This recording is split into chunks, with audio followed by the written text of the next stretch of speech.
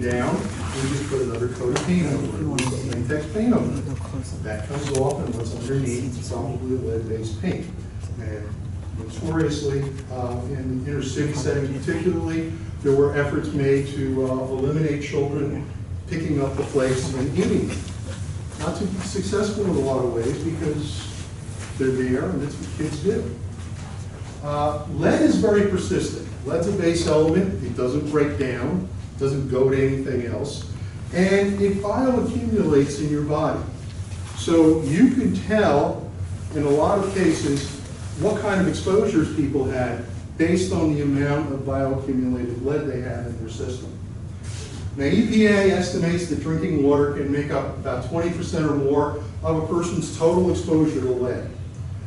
Infants who consume mostly mixed formula can receive 40 to 60% of their exposure from drinking water because you're mixing that formula with the drinking water source that potentially can be contaminated. Oops.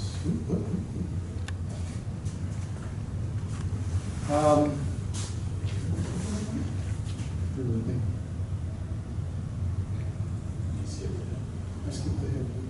Yeah. Thank you.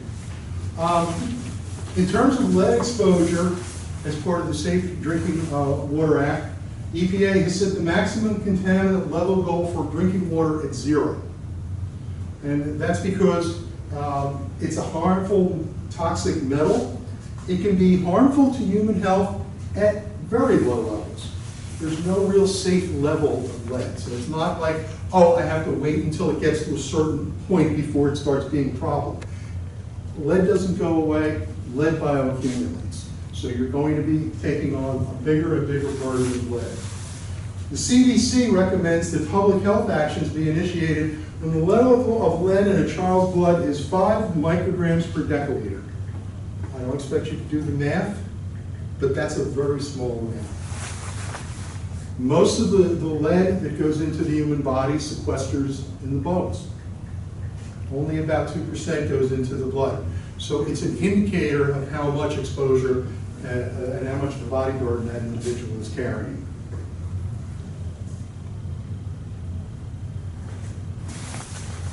Lead is toxic, as I said. It's irreversible damage. It's not like if you remove the exposure, things are going to be okay. Most of these exposures, by the way, tend to be long-term chronic exposures. Again, it's not like you're working in a foundry and something terrible happens and you get hit with a massive dose. That kind of acute exposure doesn't present the same kind of problem as opposed to being exposed on a daily basis to very low levels. It's a constant, it's more and more as you go along. It can have serious effects on a child's health.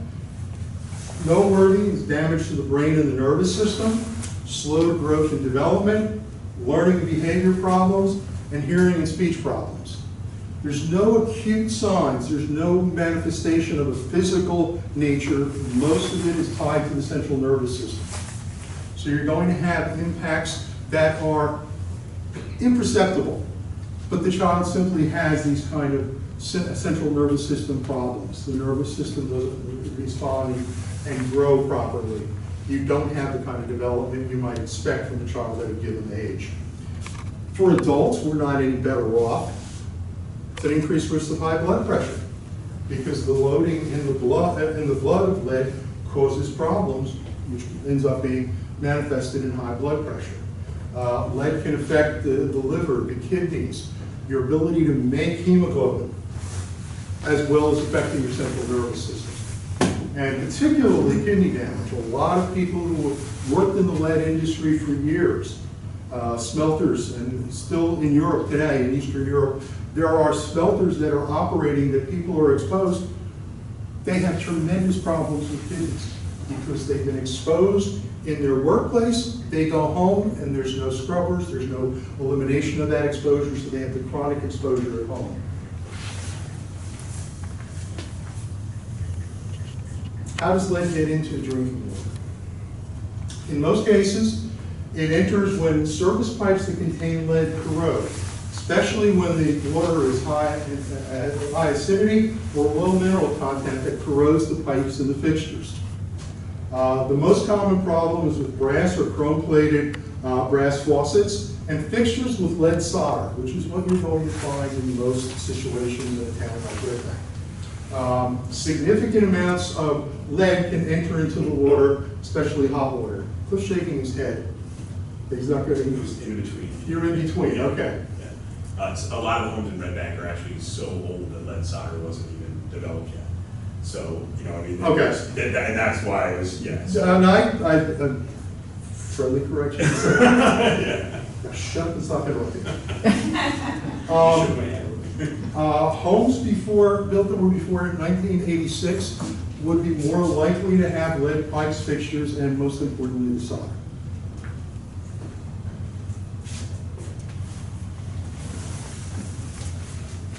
Corrosion is a dissolving or a wearing away of the metal caused by a chemical reaction between the water and the plumbing.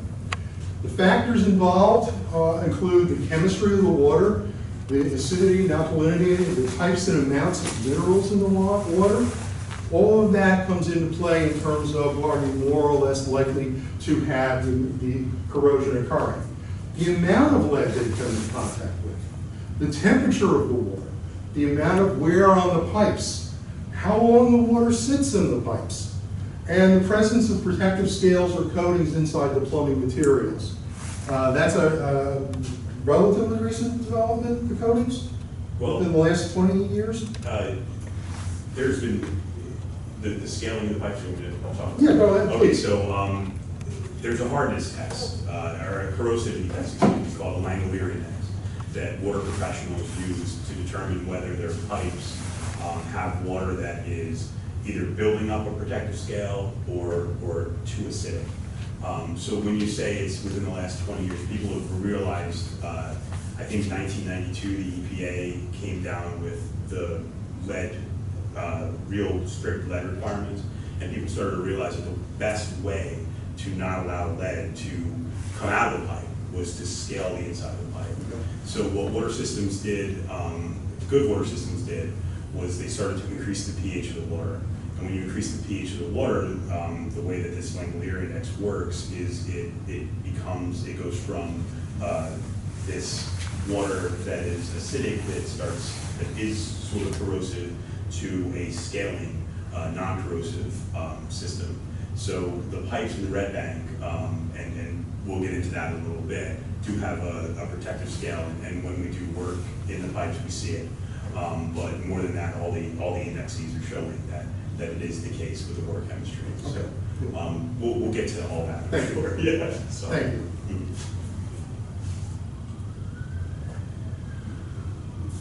A lot of the interest of dealing with lead in water was generated because of Flint, Michigan. And I sincerely doubt that the perfect storm that existed in Flint and in the state of Michigan's government is going to exist elsewhere, but it's worth noting how it all came about. In order to reduce the shortfall, the city announced that a new pipeline would be built to deliver water from Lake Huron into Flint. It's where Flint had always gotten the water. Lake Huron was notorious for being good quality water. It fed the city of Detroit, among other places. Flint is effectively a suburb of Detroit. While it was under construction, the city went to the Flint River. After the switch, residents said the water started to look, smell, and taste funny. The Flint River, unlike Lake Huron, is not a good source of water. Tests in 2015 indicated elevated levels of lead in the water in residents' houses. There's a class action lawsuit charged that the state wasn't treating the water with the anti-corrosive agents, as Cliff outlined a moment ago, in violation of federal law. As a result, the water was eroding the iron water mains, turning the water brown. About half of the service lines were made of lead. As the water wasn't properly treated, lead began leaching into the water supply system. And effectively, despite the input of the municipality and EPA and folks who were doing research, the local government as well as the state government pretty much ignored the situation. and it took lawsuits to get things changed and at least modified. So, Amy's going to talk about exposure reduction. I'm just going to touch on a few points. Flush the water. It's one of the easiest things to do. The water's been sitting in the pipes for more than 6 hours. Let it run for a little while, 15, 30 seconds, a minute, not a big deal. Especially if you're using it for drinking, cooking, or preparing beverages. Don't consume water from the hot water tap. Hot water taps are much more likely to have lead associated with the elevated temperature of the water than the cold water tap. Don't boil water excessively, because the materials, the minerals that are in there may coexist with the lead. They may not be a problem at the time it comes out of the tap, but when you boil it, you're concentrating it down.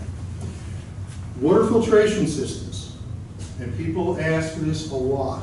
It was the easiest thing to kind of look up on the internet. And Amy, again, I'm presuming you're going to have a little more input on this. But the 3 ways to go are reverse osmosis, distillation, and carbon filters, especially designed to remove lead. In my opinion, reverse osmosis really is the only one that I can say works. The others kind of work. So you have a situation where if your home has elevated lead levels, no, a Brita filter is not going to take it out. Brita filter will do nothing other than make you feel better about your filtering your water. What you really need to do is consider what kind of water you have, examine your personal situation. Is there a carbon filter system that would work for your circumstances, or do you install a reverse osmosis system in your home?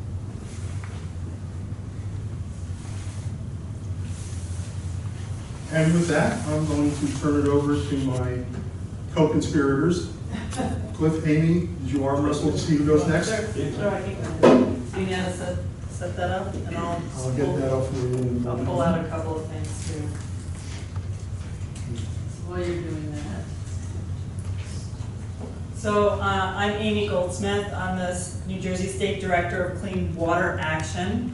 Not to be confused with another organization that's really marvelous, but it's not us, Clean Ocean Action. Clean Water Action was founded in 1972. Our founder, David Zwick, wrote the Clean Water Act, hence our name, Clean Water Action. We've been in New Jersey since 1982. So maybe somebody's knocked on your door sometime and talked to you about our issues, asked you to sign a support statement, write a letter, make a contribution. That's the kind of organization we are. We're a grassroots organization. We work on drinking water, but a whole range of other issues, environmental justice. We work on the ports issues. We work on energy. So a wide range of issues, not just water. So I'm gonna, if you don't mind moving, I'm gonna not cover the things all that was already covered. But if you want sort of a little bit more of a visual of sources of lead in drinking water, this actually shows you have the service line, which is the line from the curb to your house. That's the responsibility of the property owner. The main line, which is from the curb out to the street, that's the responsibility of the city, traditionally, is how it's set up. Not all towns are set up the same way. And then you have all these fixtures. You have the solder, the fixtures themselves, and the pipes themselves. It really depends on your particular system. Just so you know that one of the other things that Clean Water Action was very involved in has been the original passage of the Safe Drinking Water Act and then the subsequent amendments to the Safe Drinking Water Act in the 90s. Those changes happened actually because of the Toms River wells. You might remember very large spike in childhood cancers as a result of contaminated wells due to a toxic waste site that was nearby that leached into the wells. At that time, Congressman Saxton, a Republican, good environmentalist, he worked with us to make changes to the Safe Drinking Water Act.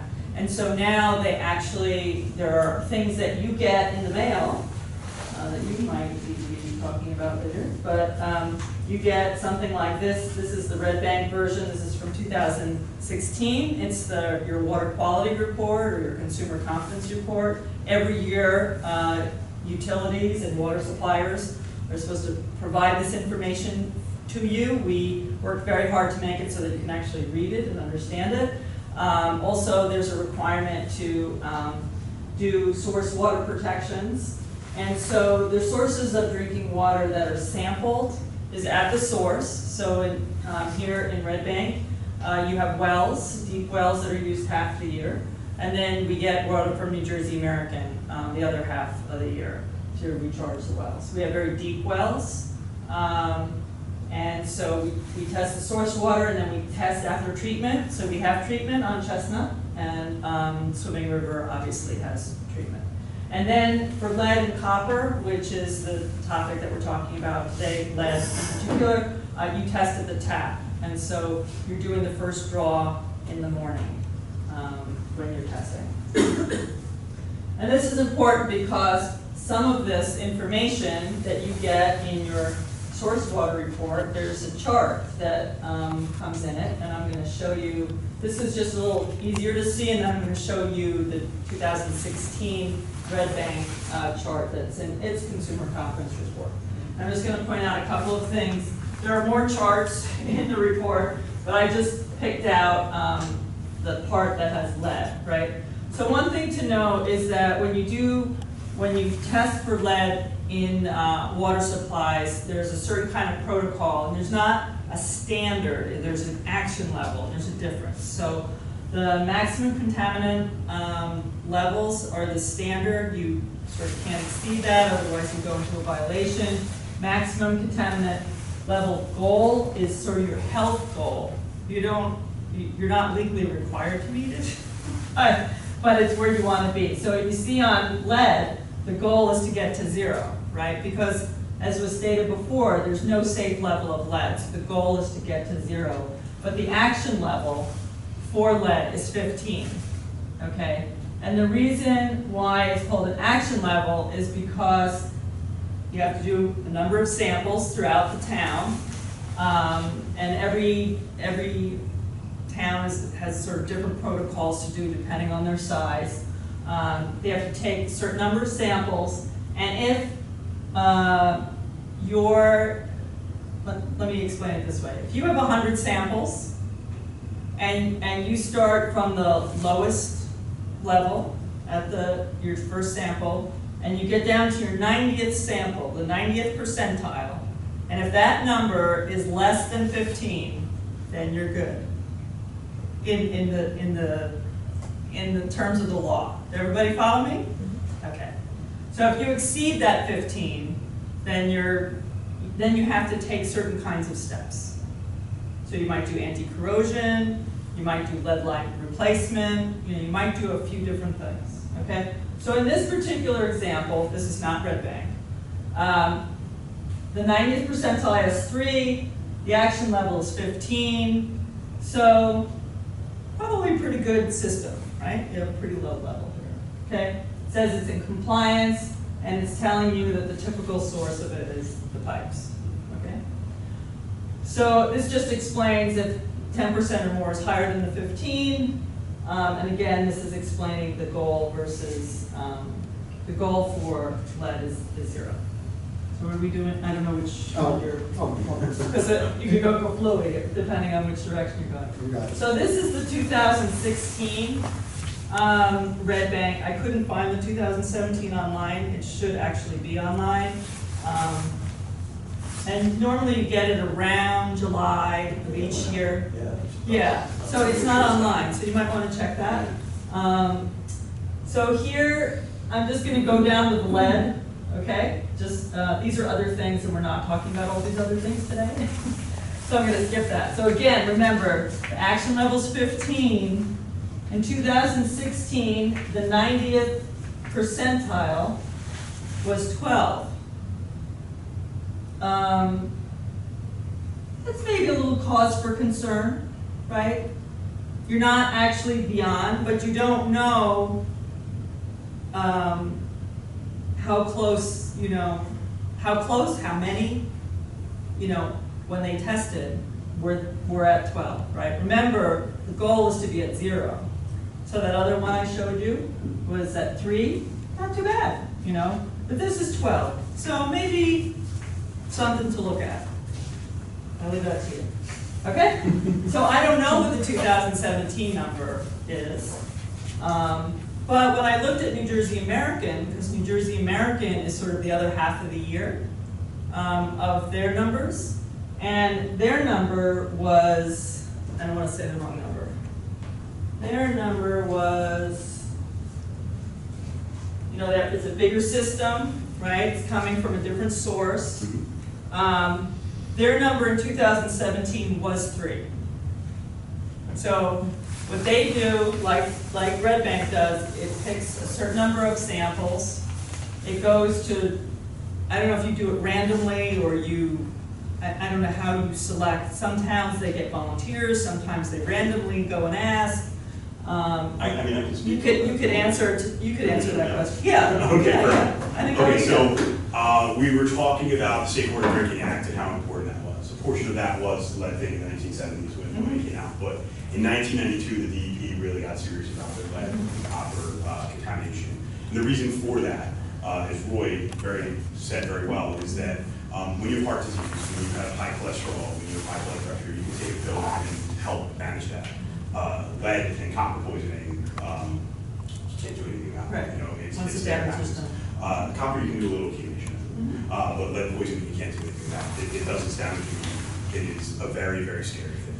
And the most important thing I think people need to do is look at the sources of lead poisoning and make sure that you are trying to limit your exposure to those things. So drinking water is the easiest one for us to actually take a look at and do. But as Roy said before, lead paint in a house, if your house was built before 1978, there's a very big possibility, and I think most of Red Bank was built before 1978, there's a possibility that there's lead paint underneath of all that latex. Lead dust is the other one. You need to wipe down your windowsills on a regular basis. If you don't know if those windowsills have lead paint in them, you still need to wipe them down all the time. Just in case, even as an adult, even if you don't have any babies around. The reason that children are more susceptible to it, their bodies uptake the lead a little bit faster. And one more thing I want to make sure is mentioned in this, if you are a woman and you are going to have a child ever, lead accumulates in your body, it is passed through the placenta, and that is scary. So lead poisoning is not just a us issue, it is a generational issue, and it can be passed along to children. That being said, when Roy said that there was a perfect storm of just incompetence that happened in Flint, Michigan, and I think that probably is the right word. It was greed and incompetence that led to the situation there. In the state of New Jersey, thankfully, that is impossible to happen. Flint, Michigan made it even tougher because the state of New Jersey, now they have a lead team. And these people sit in a room, they talk to each other all day about ways to make sure water systems are more safe. And we have, as we go through my test results, and we can do that in a minute, you'll see that it's gotten more stringent over the last couple of years, which I welcome, absolutely welcome. So in the 92 law that changed lead, they made strict guidelines into the size of the system and how many samples you need to take. Red Bank is a system under 15,000, I believe it's 60 samples. And then what happens after you take your first 60 samples is once you prove that you're not exceeding action levels, normally you knock down to 30 samples, every 3 years, and you can do that. Now, the interesting thing is Red Bank, I've been here a couple of years now, probably 5 or 6 years ago, they had a problem with their lead and copper sampling because they weren't following those 1992 guidelines. And it wasn't just Red Bank that had a problem, it was a lot of different communities. And I know in the town I was in 2004, they did an audit, we were the first year of audits, and they said, you guys deviated from your original sampling plan that you submitted in 1992. And my question was, sampling plan submitted in 1992, which was actually what most water systems were saying at that time. So there were criteria. The EPA set up criteria to say, these are the houses you should be sampling. So any house, the prime locations are houses that were built between like 1974 and 1986. And don't hold me to those years, but I think that was it. And why? Because we know that's when houses use copper pipes almost exclusively interiorly and lead solder, 50-50 lead combination solder. So as Roy said, that a lot of houses in Red Bank do have solder, lead solder, I'm sure, 50-50 units. If you have copper pipe, if your house was built before 1986, there's a possibility that your house actually has lead solder there. And there was a point where it was so expensive that people didn't use it, right? And then there was a point where it became cheaper and cheaper and cheaper, and that was sometime in the early 70s. So almost universally, plumbers were using 50-50 solder. And if your house was built in 87, they might have had some in the truck still. So I would try to, count that. That's true. So in Red Bank, we have a little bit of an issue with our sampling sites in that those years, there aren't a whole lot of houses that fit the criteria. And the other thing with that is that a lot of single-family homes were turned into multifamily homes. And the DEP and the EPA are really specific about only using single-family homes for this type of testing. They don't want commercial businesses. You can't draw from hydrants. You can't draw from anything except single-family homes. And we've had some issues with following those guidelines historically over the years. So when I show you the number of samples that Red Bank has taken compared to the 30 that most other places have taken in 3 years, I think it was 212 over like a 5-year period. It's a lot of samples. So when we talk about lead and copper, I am pretty confident that we're doing everything in our power. Now what you said is absolutely correct about the change in the water system. So we do use New Jersey American Water. It was part, when the Manasquan Reservoir was built, they started taking a really hard look at the aquifers and how much water was being drawn from the aquifers because they have a reservoir available. So there were limitations put on what we could pull out of the ground. So we do take 200 million gallons from New Jersey American that comes out of an aquifer, that comes out of the reservoir, excuse me. Water out of a water source is a lot, groundwater source, excuse me, is a lot different than water out of a surface water source. So in surface water, you have to deal with a bunch of other issues. Algal blooms that change pH, Giardia, all kinds of issues. You don't have to deal with this thing. So you treat water differently as well.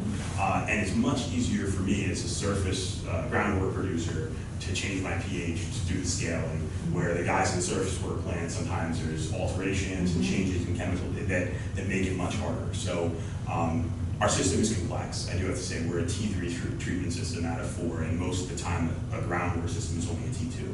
So our system is a little bit more complex than most, but it's nowhere near a surface water treatment. So after we're done with these recordings, what I'm going to do is actually show you guys how to look at any water system you want. And I want to say probably 10 years ago at least, the New Jersey DEP produced a website called New Jersey Safe Drinking Water Watch, and every community water system in the state is represented. And you can see every single one of their samples. You can see every single one of their violations. You can see every single exceedance action levels, maximum contaminant levels, every single thing they've taken, because they made a rule that the reporting from the laboratories isn't done. They don't send me the results anymore. They send them right to the state. So the state knows almost at the same time that I do that there is a problem, which is a really good thing. And most of the time, luckily, the problems you see are with coliform tests. And that's only because there's so many coliform tests that are taken, like 10, 20 a month, depending on your size, that there's a lot of human error involved. So lead and copper, the only human error is if you don't do the first draw correctly. So if your house is one of the 30 or 60 houses that we're drawing, and you're given a bottle and they say, please, these are the directions, follow those directions. Because if you just walk in your house and you fill it with water after you just use the tap, that's not going to come up with lead or copper, right? The first draw sample means that the water has to be sitting between 6 and 12 hours. If it's been sitting longer than 12, it could spike the results in a way that you'll never use it. So that being said, the other thing that I want to make sure I say is that if you have any questions, if there are any doubts in your mind, the test is very inexpensive for a lead and copper first draw sample. It's like $20 or $30. It is worth doing. And the way to ensure that you are not drinking lead or copper while you're drinking tap water is to just let the water run for a very short amount of time. Most of the interior pipes in your house, if you run the water for about 45 seconds to a minute, maybe even less, because they probably used half-inch pipe in your house instead of 1-inch pipe. You will have clean water that's from the main. So you can alleviate a lot of those things. And I highly recommend that anytime you use a water fountain, anywhere on Earth, that the first thing you should do is let that thing run for a little bit. Water fountains have pipes inside of them that are mostly copper, mostly little tiny 1/4-inch copper pipes. If you just let that run for 10-15 seconds, that water is going to be way cleaner than it would be otherwise. So I don't know what question I was supposed to ask. I hope I answered. It's okay. All right, and I will talk more. Okay, and you will talk more. So what are we doing here? This one? Oh, that one. Okay. So I think we covered this one before. You mentioned about pregnant women. I just want to make an emphasis that the lead, it goes into the bones. And then if a pregnant woman isn't doing good nutritional care, they're not, taking either calcium in the food or they're not taking calcium supplements, then you could start leaching, the lead into the placenta, into the fetus, as you said, so creating problems. We already talked about that. Okay, that one, got it. So this is just a graphic version of the narrative that he gave, so I'm not going to go through all of this, but there's a lot of discussion and a lot of work being done. We have behavioral problems and other kinds of problems going on in generations, and there's been some work done to show that people are having behavioral problems and other attention problems, and you start testing them for lead, there sometimes is an elevated blood lead level because of that. And again, it's not reversible. It happens, it's done. So we were talking before about flushing the pipes. I think you've heard that ad nauseum. The other thing is in your faucet, there's a little screen. You just unscrew the little, I don't know what you call it. The aerator. There's a little screen. Just clean out the screen. That's a good thing to do. We talked about cold water already, and also we talked about filters. Clean Water Action doesn't endorse a particular filter, but we do have a one-pager front and back that just talks about, what do different filters do, and what value they have, and it gives you also really, really, really important to, if you decide to go on a filter route for any particular reason, one, you have to think about what is the volume of water that you're using, whether it's for the whole house or for a particular faucet. You have to make a commitment to changing the filter. If you're not going to make a commitment to changing the filter, then don't buy a filter, because you're actually going to poison yourself. Because what happens is the filters load up, and then when they're full, then they just keep dumping. So if you're not going to be committed to changing a filter on the schedule that's prescribed per the volume that you're going to be using it for, then don't use a filter. And then one thing that I would say is, you mentioned distilling water. Distilled water actually isn't the appropriate thing to drink. You could use it for your iron if you want, but you shouldn't, you want minerals actually in your water, because water does have, in addition to water being, water, it has minerals in it that are important to your body, the little tiny bits of it, but if you distill it all out, the good and the bad, then you're not getting those kinds of minerals. So distilled water isn't advisable for constant drinking. You're not going to die if you drink it once, but I wouldn't do it on a regular basis. Let's see what else I have here. Oh, I don't know what I have. Oh, so in terms of what you should do, I'm doing a lot of work right now in Newark. We're actually going door to door with door knockers and trying to get people to agree to replace their service lines, because they have, well, they're up to 23,000 service lines that need to be replaced in Newark. So one option is to replace your service line, but it's not a cheap option. And in Red Bank, I don't think there's any subsidy mechanism. Newark has a subsidy that they're figuring out from their water utility, but the other is the utility side, as you spoke, just anti-corrosion control, to reduce the leaching that happens. So there's different things you can do personally. So you can do the flushing of the water and all those things. You could replace this pipe that goes from the curb to your house, and the utility obviously does anti-corrosion. Altogether makes it better. So I just want to speak to this issue. Bottled water, is it safer? No, it's not necessarily safer, and it's 1,000 times more expensive. Why isn't it necessarily safer? Bottled water is just that, it's bottled. It literally could be tap water put in a bottle. And in some cases it is, even in the state of New Jersey, they just turn on the tap and they just put it in a bottle and then you pay for it.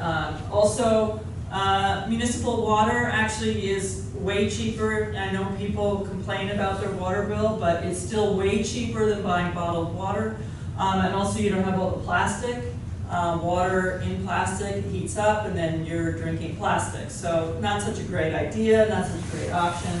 I know in some cases people need, they need, pretty, I don't want to say pristine, that's not it.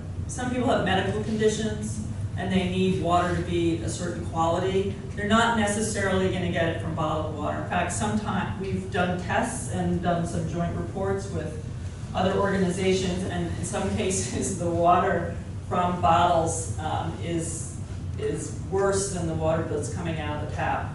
And also batch number 1 from company X may not be the same as batch number 2, so it's not consistent. Even though it might be Poland spring water, it's not, every bottle isn't the same, every batch isn't the same. So it's just something to keep in mind. And then, the EPA does regulate public water. The FDA sort of regulates bottled water. They're not as rigorous on bottled water, so you're not even getting your water tested to the same degree and as many contaminants. New Jersey tests for more contaminants. Then at the federal level, we're doing 94 contaminants. We just set a new standard for PFOAs, which is the Teflon that's prevalent in our water supply. So New Jersey actually has more standards and more protections and has gone farther than the federal government. So turn on your taps, protect your public water supply. That's what we should be doing. This is who I am. If you want to get a hold of me. So just a couple things I want to point out again is if you're interested in different types of filters, this will give you some information. And then I do have a brochure on lead in drinking water. Has some of these tips that we've all been talking about, but also there's information about here in lead in soil. A lot of people always talk about paint, but it's also in the soil, especially if your house is leaded on the outside, then it gets into the soil. And so we give tips to people about what they can do. If you're not going to remove all the soil, and you don't really have to remove all the soil, you could put bushes there, so the kids and people aren't wandering in there. But also we give tips to people inside about composting and gardening. So if you have leaded soil, you could do raised beds, so you could bring in soil or compost, but you should make sure you test it, because sometimes what you bring in could be worse than what you already have. That's happened before.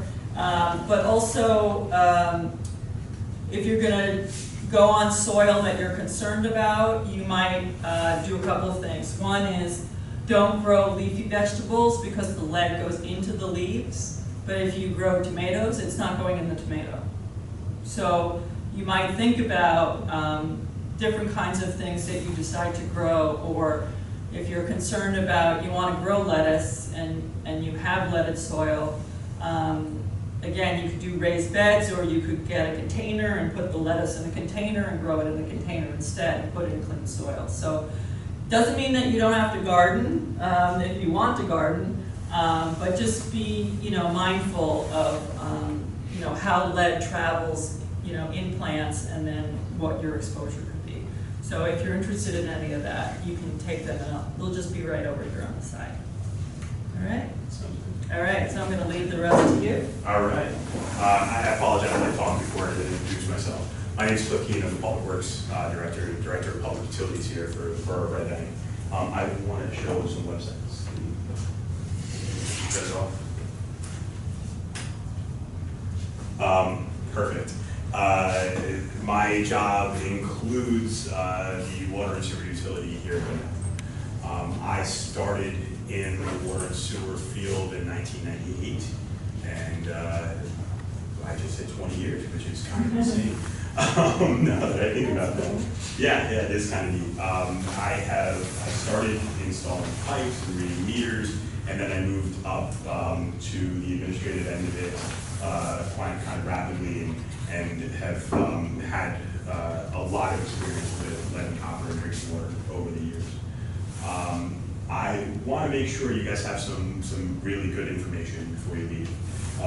And in order to do this, because I didn't set it up in advance, because this is how we do. But you know what the good part is? I'll show you exactly what to do. So we're going to go to Google Chrome or whatever website you like to use. I prefer Google Chrome. And I'm going to just type in New Jersey drinking water watch.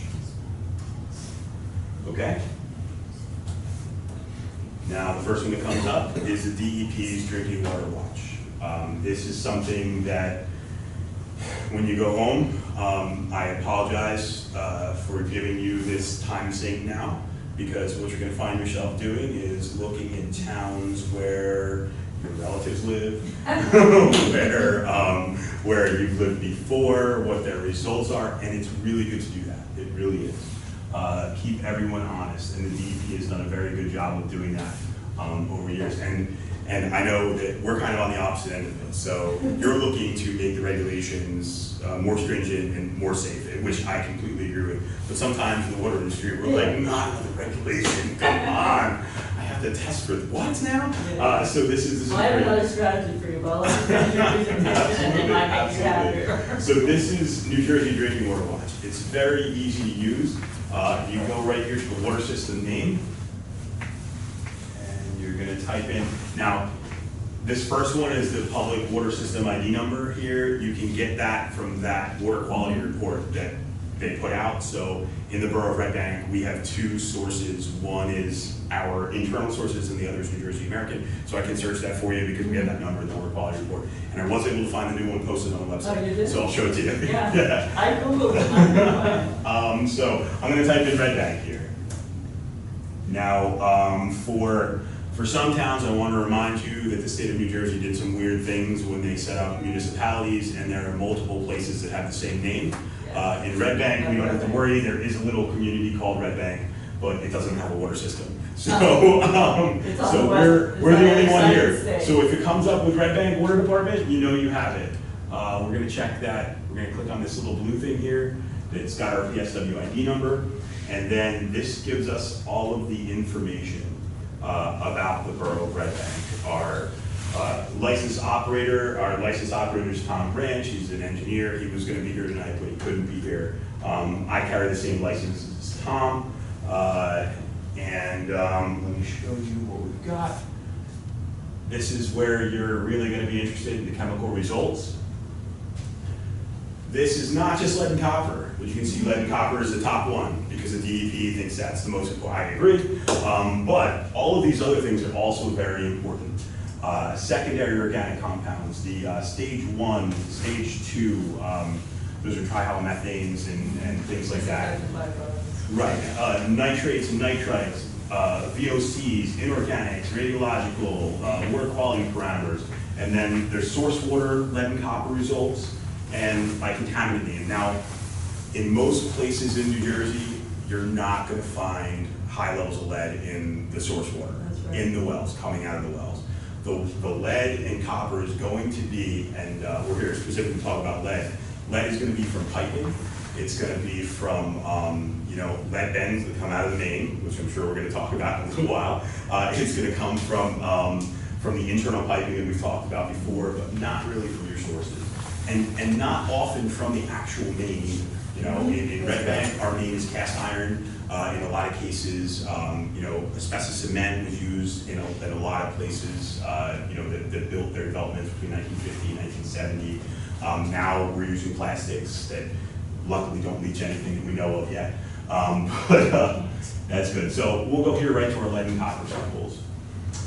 So I want to remind you, what I told you before was that what you'll see in most places is that year one they test 60, and then no action levels are exceeded. So 3 years later, they have to test 30, half of the group.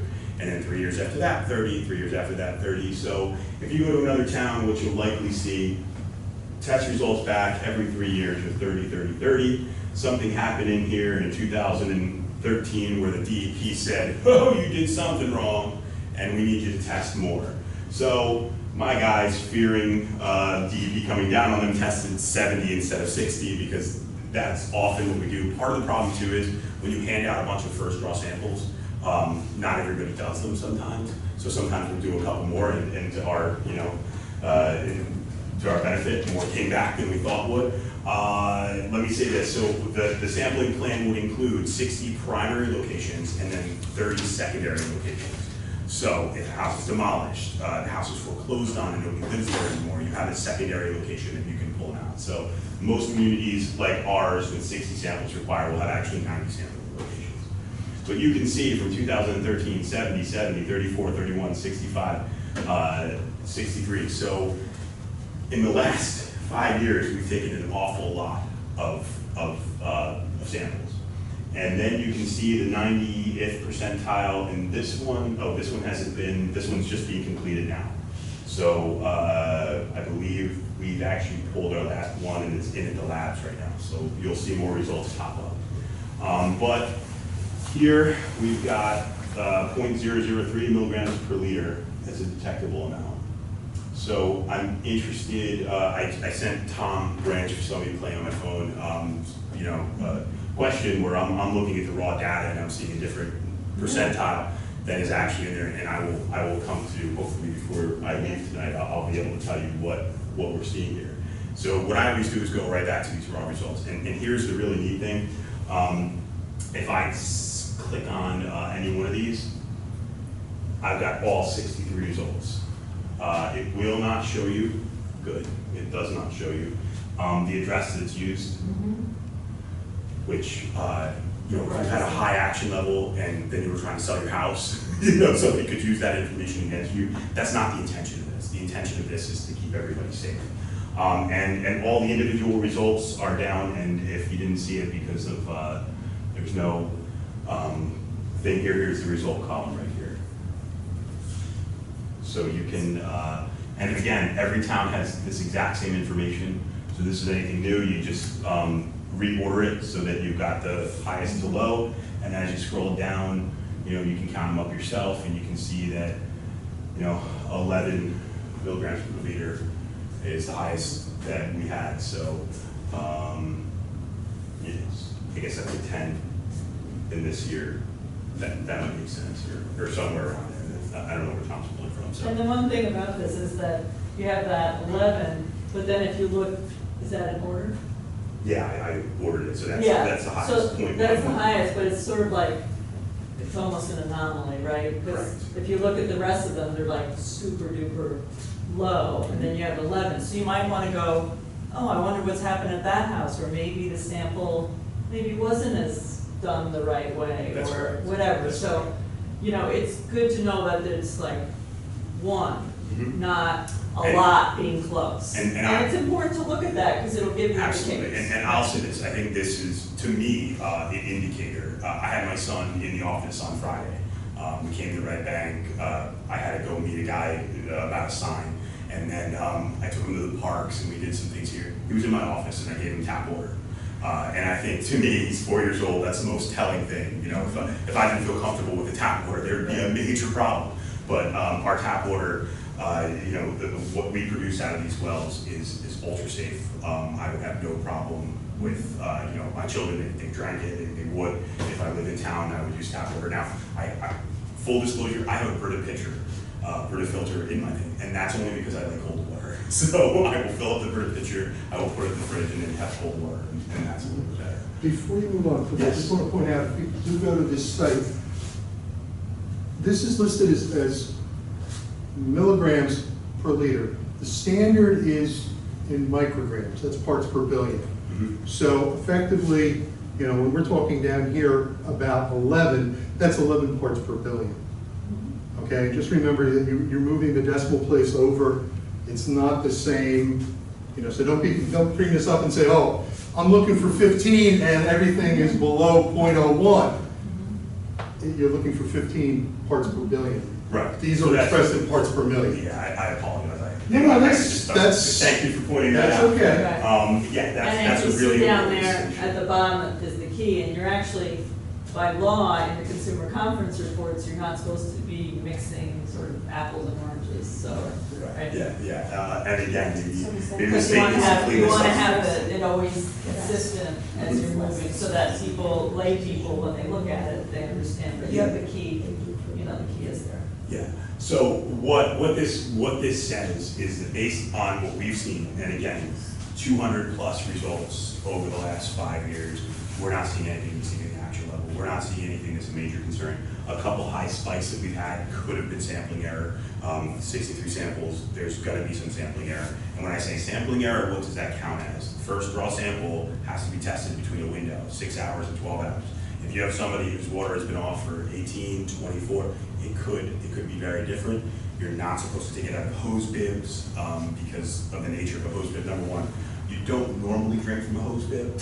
And if a kid does drink from a hose bib, usually that water's been flowing for an awful long time before they do because the hose is on. So that's good. But hose bibs, because their makeup could actually have a little bit higher lead and copper samples than results than your drinking faucet would be.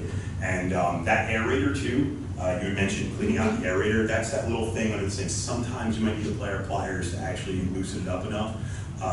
You will be surprised at what comes out of there and then how much better your sink flows after you do it. So I would say that everybody should, if you haven't done it in a while, go pull that aerator out and clean that out. But that's great.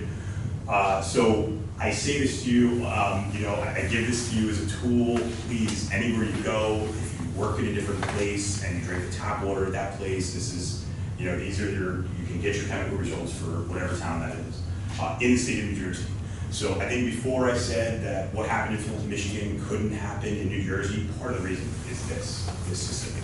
And you can see this has results back to 2004. Oh wait, no, I have to go back to see that. Apologize. There you go. This has results back to 2004 here that you can click on and look at and know that the water is safe to drink. And you know, as long as I'm here, and this has nothing to do with lead, all of these things are,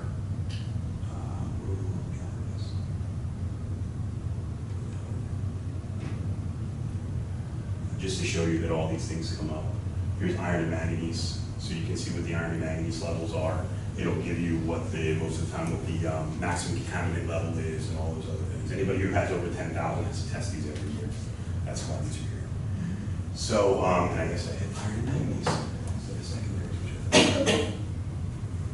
And New Jersey American has its own, That's correct. you know, has its own consumer confidence report, and you can go to New Jersey American and click on the town. I just pulled up, this is New Jersey American's flyer that they put out on lead, one's in Spanish, one's in English. You could go and, you know, I just made a copy off the web, you know, a few hours ago, so if you, it contains roughly, you know, the same material. Do you have mine? Mine has those too. And then right where it is.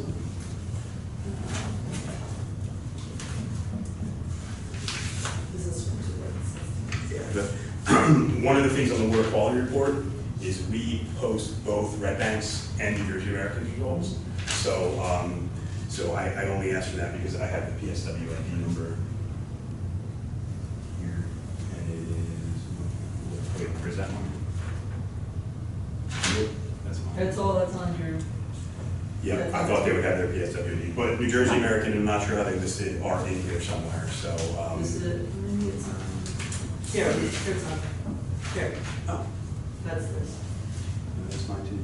No, no, 1, 3, 4, 5, yeah. that's New Jersey American's sheet, Really? yeah, Maybe ours are just off by a number or something. yeah.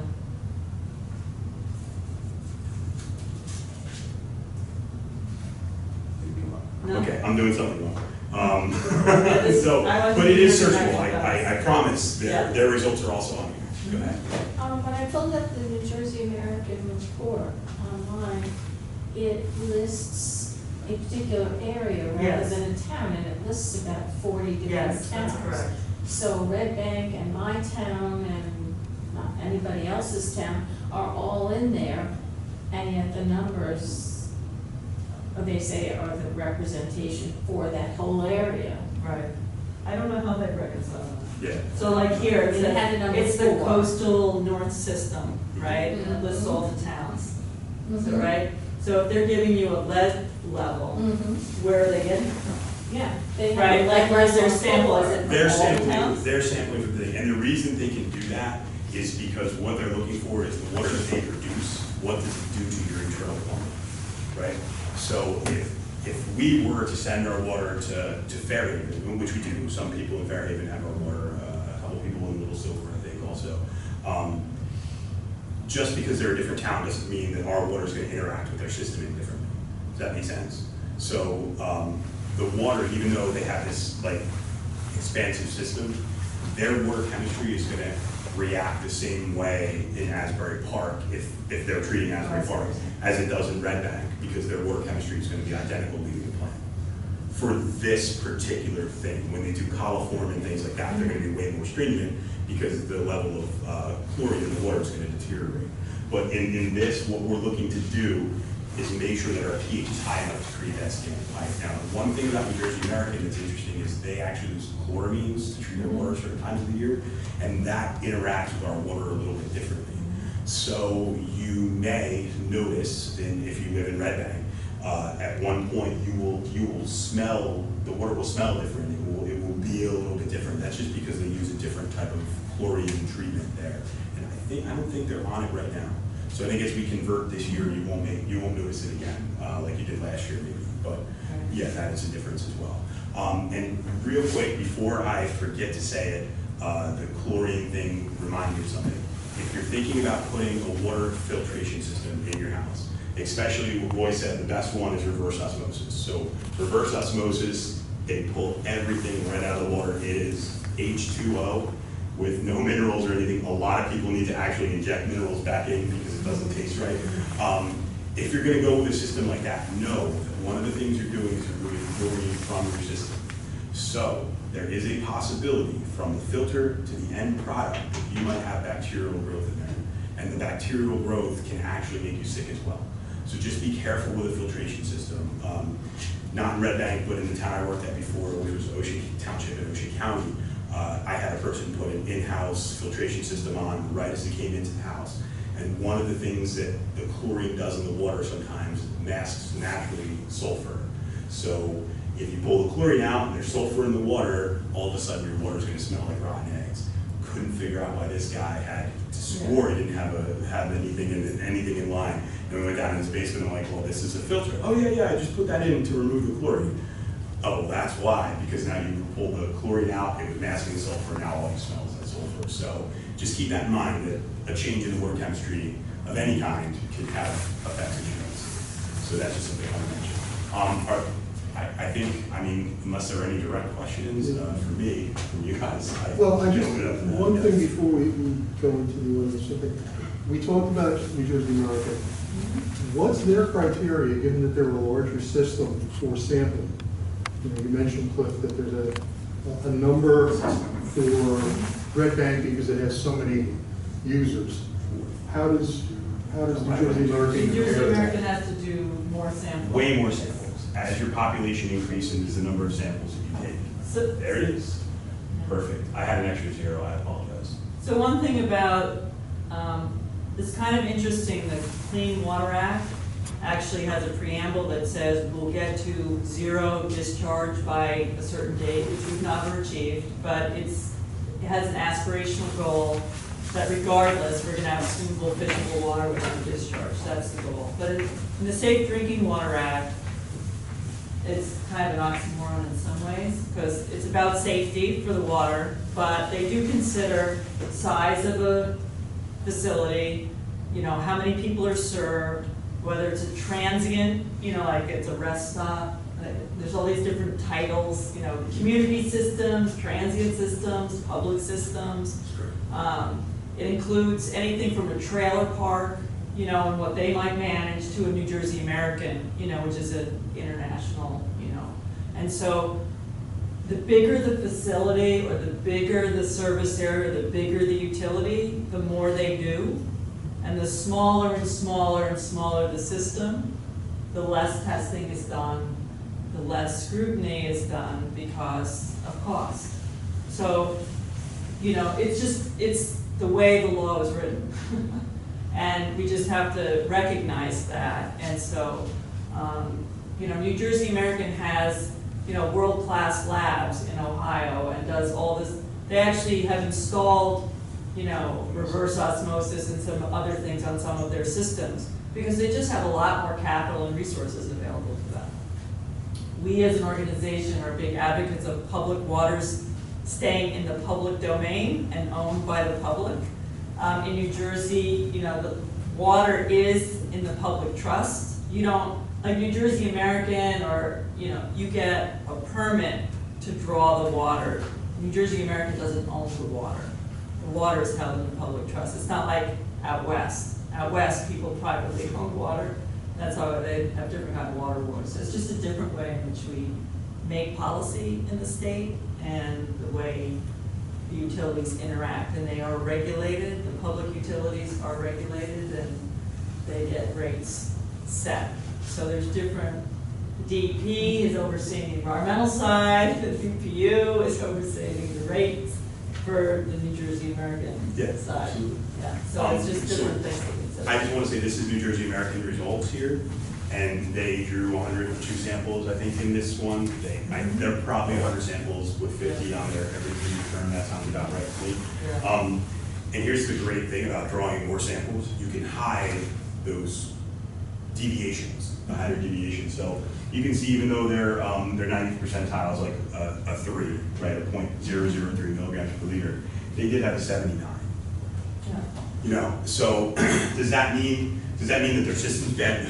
No, that doesn't mean that. That means that sample, I am sure that they went out and they drew some additional sample at that location. One of the things we saw a couple years ago, and this is why this looks like it's just a lead sample, is when Flint, Michigan hit, anybody over a certain population had to go out and do additional population studies. And this is a result of that.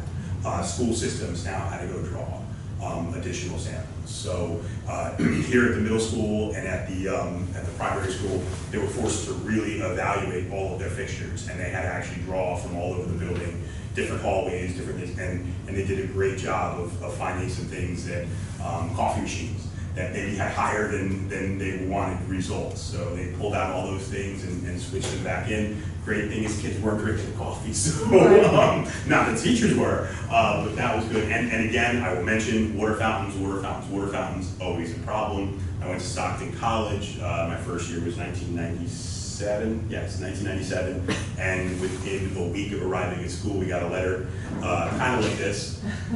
It said, "Don't drink water from the water fountains because there's lead in it." So it's really important to know, you know, what's in your system and what's there. And, yeah, so all of the results are here, and not just lead and copper. Everything you could want to know about the water system, everything that the DEP, which again, more stringent than the EPA guidelines in almost every single facet in the state of New Jersey, which is a really good thing. We're one of the most strict places in the country. I think California beats us, maybe Florida a little bit on certain items, but yeah, so we're doing What's well. on pesticides? Yeah, absolutely. Okay, So questions? thank you, Amy. Cliff? Yeah. Questions? Thank you. No questions? You had Oh. Yeah. First, I want to thank the three of you for doing this now. This is really nice. Off the topic of lead for a second, but Amy, I appreciated your little your discussion about bottled water. Right. Because, you know, in my family, I have relatives who buy bottled water all the time, and you go into like a department store, and there'll be this pallets of bottled water of some brand you've never heard of. And I said, you know, so why are people buying this bottled water? And so I look at the ingredients and it says, you know, it might be sources from Pennsylvania, and then I'm reading, and then it says municipal wells of such and such a town. Yeah, right. And so that brings to my mind, and I'm thinking to myself, Cliff, this water that we're getting here in Red Bank from the well, have you ever thought about how does this compare to water like from Poland Spring? Absolutely. You know, and Absolutely. can Red Bank sell its water from the well and make a ton of money? That's not good. So one of the things I do want to say is there are a bunch of organizations that work with drinking water and water quality and things like that. And there is a push right now from several of those organizations getting together to do blind taste tests with bottled water versus tap water, and it's a really cool thing. So the idea is you get them to the same temperature, right? Because people have a preference of temperature. Most people like cold water versus 80-degree water to drink. It's not the same. So you get them the same temperature and then blind taste test and see it. And so far the results are showing most people are selecting tap water, or it's like non-sequential. So those things that you were talking about with the results, I know that as soon as we could, when we got new lab equipment where I used to work, we've got a new, nice machine from Hawk that would do the samples. We did every sample we possibly could with bottled water versus ours to see what the difference was. There's chlorine in every single bottle of water that you buy. Not a single one doesn't have some type of dose of chlorine in it. It's not like ultra pasteurized like you would buy milk. No, there's no They requirement. actually have chlorine in the water? You can, yeah. Yeah. You have to though, because if you don't have that chlorination in the water, what will wind up happening is you will have growth of bacteria Right, in the on the water. chemistry. Well, obviously, but that's why you also have ultra pasteurized milk, which will sit on the shelf, for 2 months. And so is it really necessary to have chlorine in water, or can you boil water, put it in a bottle, and the bacteria will be dead? And as long as it's Well- As sealed. soon as air is introduced, Okay. bacteria is possible. Yeah. Right. So And you don't want to be boiling water, we were talking about that. Because Right, then what pour you're it doing is into the bottle, actually, yeah. you're actually concentrating, Mm. contaminants. And I gotta say this And lead too. doesn't boil away. We didn't talk about this. Your hot water Yeah. from your tap, absolutely heat pulls metal out. But think about where your hot water comes from inside your house. A hot water heater, right? It's a tank made of metal. Yeah. It's got hot water So- sitting in it. so- So never cook with hot water. So what type of chemicals in Red Bank are added to the water to create this scale that you? That's a good question.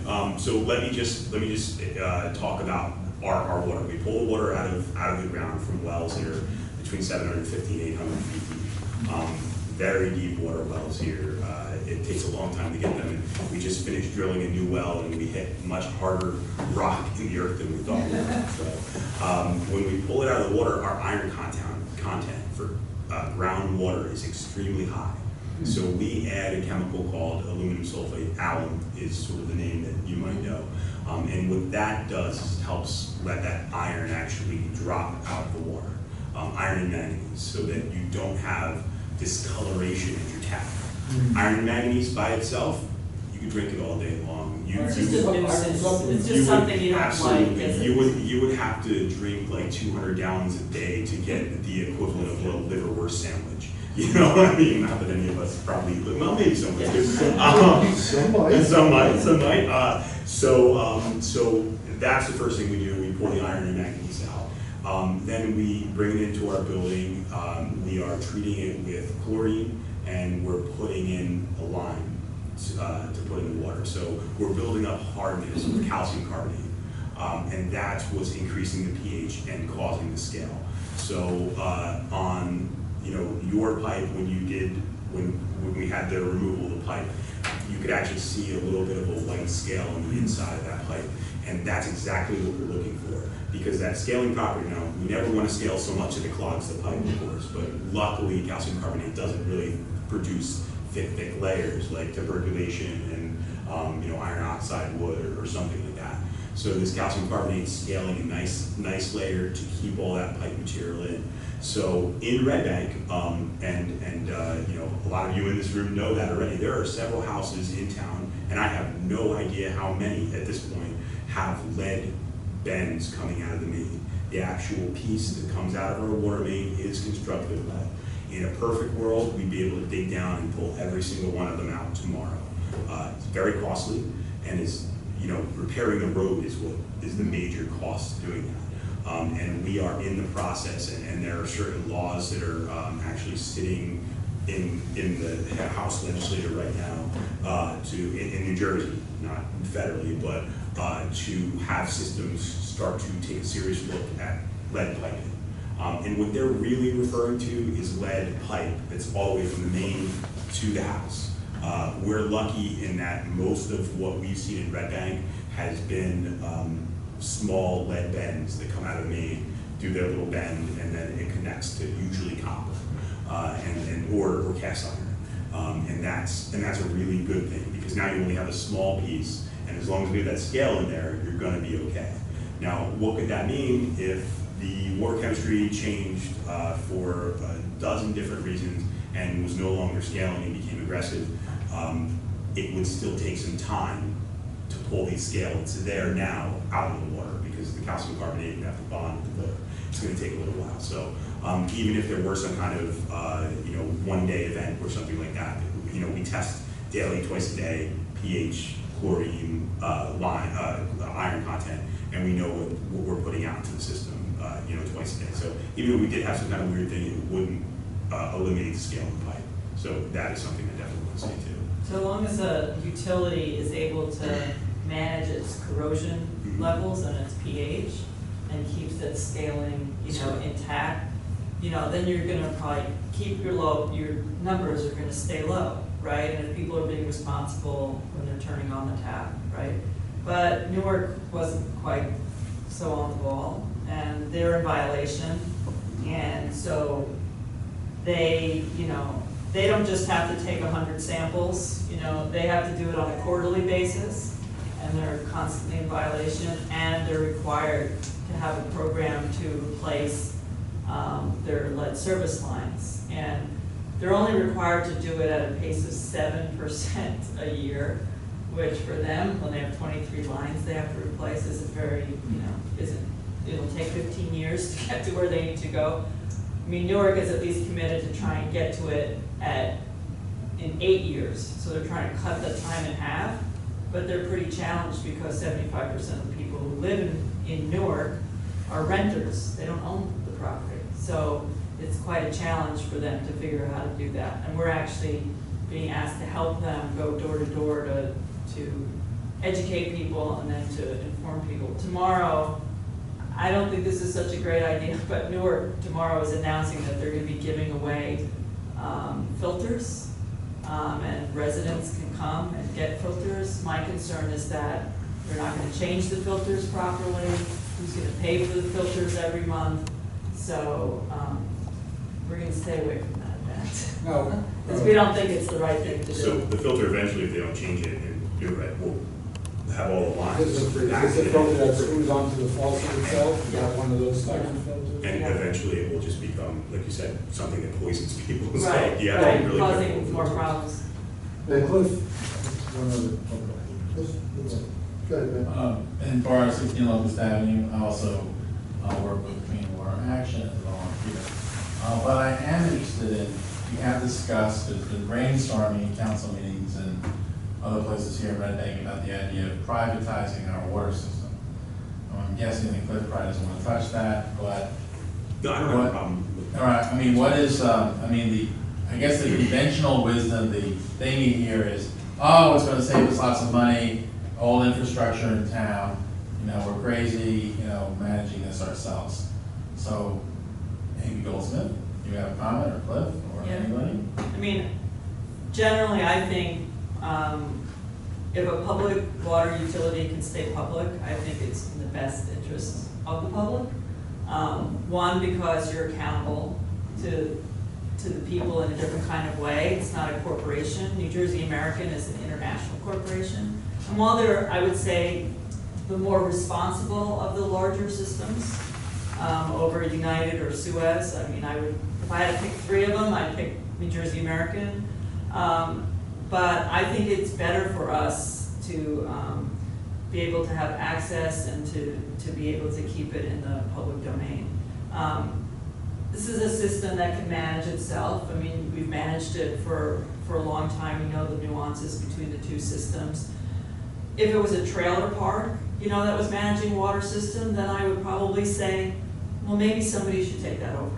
Because likelihood that the manager of the trailer park doesn't have certification, doesn't know what they're doing, and isn't going to invest the kind of money that's needed. So this isn't a very big system, but I think it's worth keeping it in the public domain and having people have access.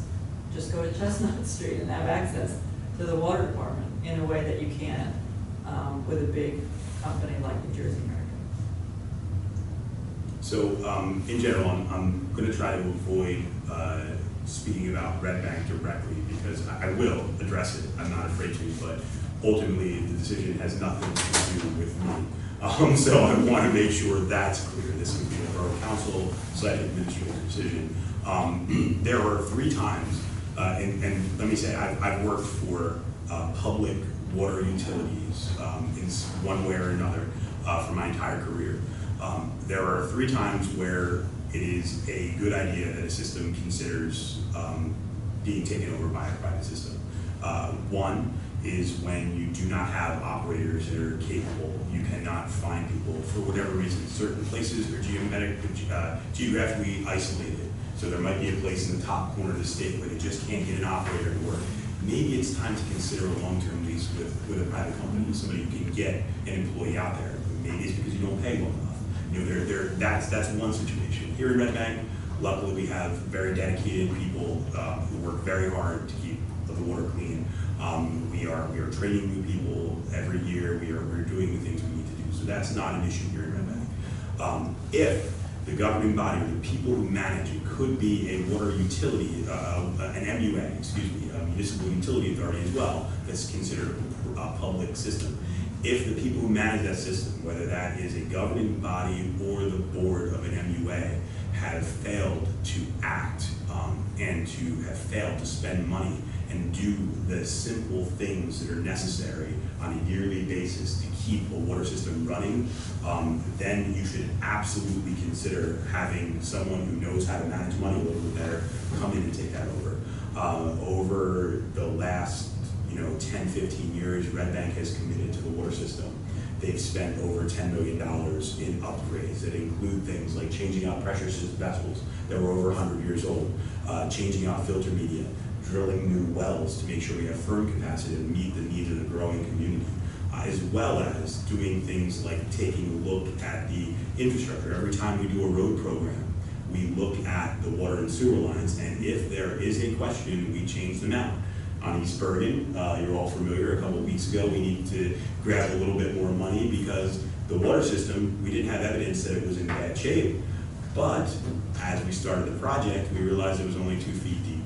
And 2 feet deep is not good for a water system. So we were in there anyway. As I said before, a lot of times the cost of changing out water pipe is expensive as well, but repairing the road is a huge portion of that cost. So we were in there anyway. The right decision was to change the water lines once we found that it wasn't deep enough to satisfy the need. Those are the other two. Those are 2 of the reasons. The third reason is somebody gives you an offer that absolutely blows you away. I will stand committed to the fact that Red Bank can manage and maintain its own water system for the rest of the time without a problem. But if New Jersey American were to come in here and give us a number like $200 million, right, which is insane and no one would, but if they were, we should absolutely consider that number if it were high enough, to subsidize taxes and all those other things. Those are the only 3 reasons that I would ever consider doing it. So if a political body, an administration ever says something like, we want to evaluate our water system and see what the value is, I don't take offense to that. I think that's actually something that's a really good thought process because you want to kind of see where you are and what the cost-benefit analysis would be to maintain your own water system. But here at Red Bank, we do it well, and as long as I'm here, we will continue to do it well. We won't have any problems with these type of things. But As you can see, or maybe you don't know, there's new water quality accountability acts that are coming into play right now. New legislation was passed October 19th is the drop dead date. There are certain things that water systems now have to do that they weren't doing before. And I believe that what you will see in the next 5 to 10 years are a lot of water systems that have not spent money. I can think of several in Ocean County that are going to almost be forced into going private because they just can't maintain the requirements. They don't have the capital. They don't have the capital. They'd have to raise taxes or water rates. They'd have to double in some cases. So you'll see some transition over the next few years. Whether Red Bank's part of that is not a decision that I have to make, thankfully. I will do with my council and administration ask me to do. But there's a number out there where if tomorrow they said New Jersey American's going to give us this much, we have to take it responsibly for our tax base. But I don't think they'll come up with that number, but that's just my opinion. So, is that fair? Did I answer the question? Okay. Yeah, I think so. Okay. Yes. I have a question, it's not about the pollution in the water, the lead, but how deep is the water table in Red Bank? It depends on where you are, and that's kind of an answer that is unfair. I can tell you that Bobby Holliday, who is my water supervisor, was recently doing some things in his back, and Tommy Welsh, they both live on John Street. They were hitting water 2.5 feet down, 3 feet down. I would expect or I would have thought it would be lower because the river is 20 feet below the town for the most part. But we are seeing high water tables, and that's going to vary at different times of the year. So if you were thinking about doing something like putting a basement in on your house or making your crawl space deeper or something, what you should do is put in a little monitoring well and just a hole in the ground with a piece of pipe in it so that you can measure the water column before you do any work, and you'll see that it actually varies during high tide, during the lunar cycle. Rainfall is going to vary. We're having some major rain now. I expect the water tables to be much higher. And the reason why I was asking, I see in the news all these places are flooding from water, and I was just wondering how low are the woods. I have a basement, I've never had any flooding, but I'm just wondering now with all this stuff happening, what are the chances that? What I would say is, as the climate changes, that are sort of happening. Again, I don't want this to be political anyway, but what I will say is the incidence of major rain events has increased drastically over the last few years. And there's an Allstate commercial that I was watching the other day while I was watching the baseball game, where the president from 24, I can't remember his name, comes on and says, over the last 10 years, there have been 5,500-year storms or something like that. The number of heavy rainfall is increasing. So my in-laws, who used to live in Cape May, in 2014 or 2015, their basement started flooding for the first time in 30 years. And again, it just depends on your situation, where you are. There are certain waterproofing agents that do only last a certain amount of time. So there are basements that are possibly, they have a coating on them, that coating starts to fail. But I would always keep an eye out and make sure, because it is very possible that within the next 5 or 10 years, places that didn't flood before could potentially flood. We are very lucky in Red Bank. We're on a bluff. That's where we get our name from, that beautiful Red Bank that now is covered with grass in most places. That allows us to have most of our town above. So when Hurricane Sandy hit here, even though we're right next to a river, Red Bank did not experience the loss that we did where I was in Waretown, where we were in Baytown.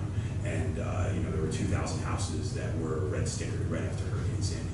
In Red Bank, there were 5 or 6. There weren't a huge number. It was from Locust Avenue, or down on Chapin. So those are Primary school. The primary school, absolutely the primary school. So If you're like, I checked I'm 39.6 feet above the Navasink River. But I'm thinking like if it rains and there's not enough, the water table is high, then even if it's not from the river, just from the rain coming down, that's what I was. Depends on your drainage. Yeah, it depends on your drainage. So the less, you know, the less grass you have, you know, grass is actually considered impervious cover. It's like living cement. So the less grass you have, the better off you are in letting things in. So if you could do perennial gardens or you do other kinds of things or keep trees, you know, you're better off. You know, it slows down the rain, you know, and it absorbs it slower so that the ground can take it in more. And the other thing, because of Sandy, you know, a lot of the creeks and the streams and the rivers, they silted, you know, they just filled up with stuff. In some cases, boats and houses and other things like that. But, you know, like if you go on in Oceanport and you're going over that bridge just past Fort Monmouth, and I was like, why does that look so high? It says, because actually these rivers filled with dirt and silt, and they're running higher. So in high tide, it's really high because they're not dredging them. And so places are flooding more. So, you know, places that, you know, you didn't think were so high are filled, so they're You know, running higher. that's a good point from a stormwater management standpoint as well. There are certain catch basins we have in town that actually have a bottom that is supposed to allow water to leach out. So it all winds up in the river one way or another, but there are certain detention systems that are meant to store some water, let some leave, let some out, that kind of thing. But when they get silted up and water no longer, you know, is able to penetrate the soil, you can have flooding, drastic flooding in places that there never was before. So if you see that, please call our office. We'll go out there. Library, I had to run across. Yeah, right now, I was going to call the county tomorrow and say, hey. I just wanted to go back to what Amy was saying about New York for a minute. Yeah. You don't want to get involved in the giving away of filters, I understand that.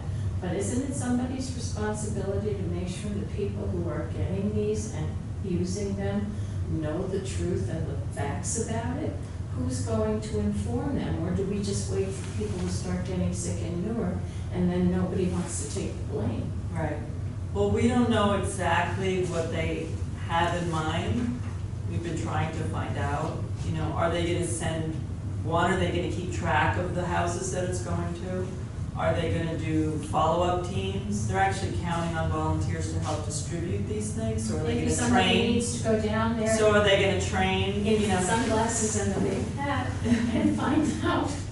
yeah, Even if you're not putting your name on yeah. the. We actually talked to the water department. I mean, we just don't know at the moment because we spent all day until about 5 o'clock trying to find out like I'm exactly what just they're doing. concerned because I'm I concerned don't too. want a situation in New Jersey that becomes a Flint, Michigan, Mhm. for whatever reason.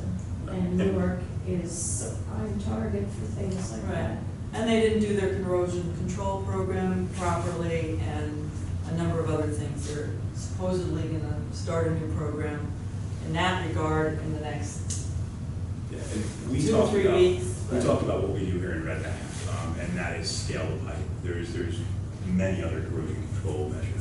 And larger systems like that, what I expect is some type of polysulfate that's going to keep the lead and copper in solution and not allow it to. So there are certain things you can add to the water additives that they're probably exploring to help eliminate some of the problem. But if you have lead service lines, eventually you just have to replace those It lead just Right. seems, it Well, just that's what seems to me they're that the requiring. more public all of that is, the better off people will be.